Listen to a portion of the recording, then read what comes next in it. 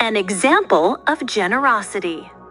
King Vikramaditya was getting tired of Betal's game, but he was determined to take Betal with him, even if he had to spend the night climbing up and down the tree.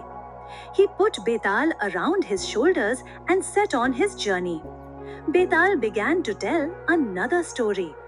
Long ago, there lived a rich merchant named Chandrapati in a city called Mahabalipur. He had a beautiful daughter named Madhumala. One day, Madhumala was attending a social event when a handsome young man named Aditya saw her and fell in love with her.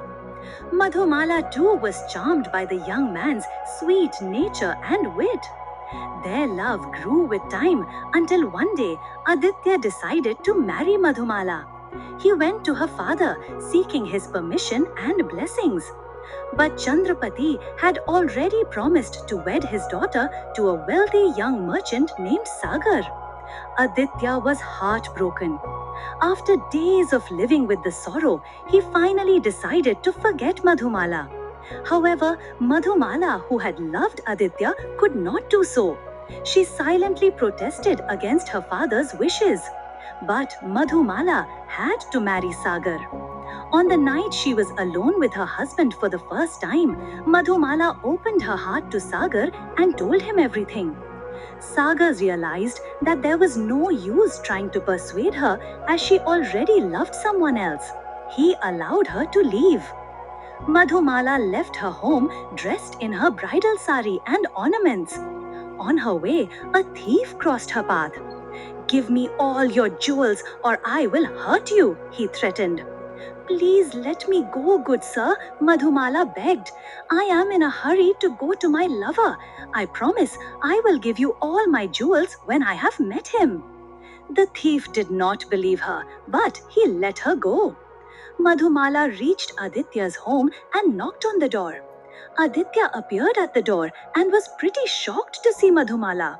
He was angry that she had left her husband to come to him. "What were you thinking? You are a married woman now. I cannot have someone else's wife to live with me.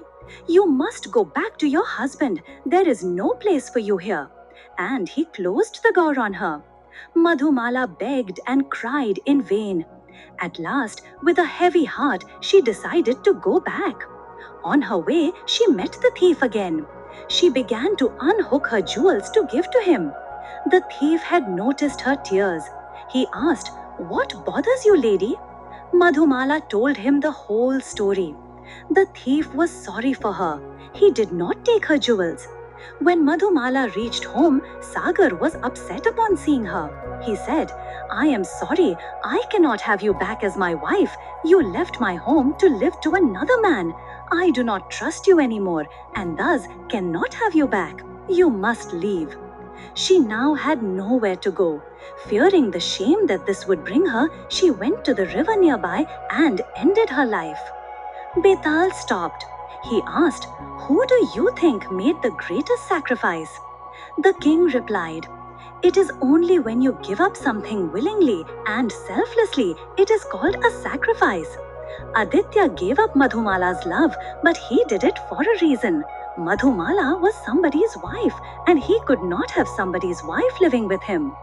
Sagar let go of Madhumala, but he would not have her back because he did not trust her. Madhumala, on the other hand, gave up her life, but it was because she was afraid of the shame that she could not bear with. We cannot call these as sacrifices. Only the thief made the sacrifice. Robbing people was how he earned his livelihood, but he let go of Madhumala's jewels because he felt pity for her. His act of humanity truly sets an example of what sacrifice is. "I was expecting that you would give me the right answer," Betan said. Vikramaditya turned around and began walking towards the tree as the ghost flew back to its branches.